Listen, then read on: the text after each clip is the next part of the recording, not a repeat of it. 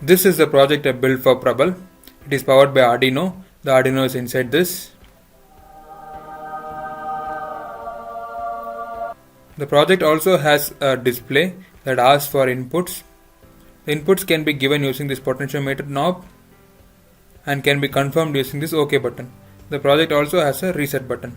The whole project is powered by two batteries. One battery to power the Arduino and the other to power the motor.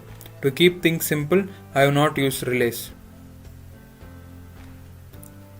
This is a 3D printed part that is attached to the motor, and the coil from the bundle is taken through a hole through a 3D printed part that is attached to the servo motor, and it is wound around once or twice around the 3D printed part.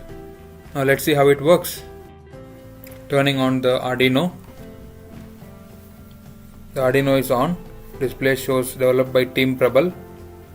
And now it asks for an input. The input is in weights. The amount of coil that has to be wound on the 3D printed part is given in weight. It can be adjusted till 30 grams. For the sake of this demonstration, I am going to keep it at 25 grams. The number of windings for this amount of coil is calculated using the code. Now it is 25 grams, and then press OK. Let's see how it works. There's a countdown. And it's going to start. The servo motor turns on the motor using a switch that is placed adjacent to the servo motor. Now it has started winding. The coil is winding around the 3D printed part. One eternity later. It is a slow process.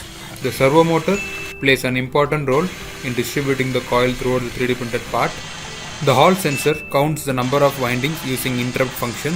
Each time the magnet crosses the Hall sensor, it goes high, adding 1 to the number of windings.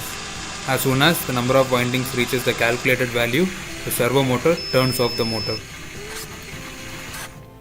The weight of the 3D printed part has increased from 10.3 grams to 35.6 grams. That means nearly about 25 grams of coil has been wound. This is corresponding to the input that we had given initially.